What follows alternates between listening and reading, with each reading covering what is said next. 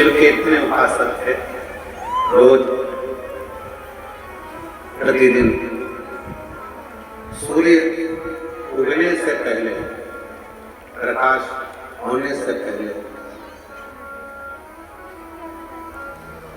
फूल तोड़कर लाते और शिव जी को समर्पित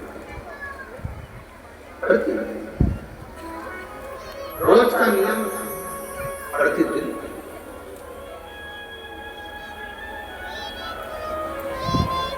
चौबीस घंटे उनके मुख से शिव का नाम निकलता रहता।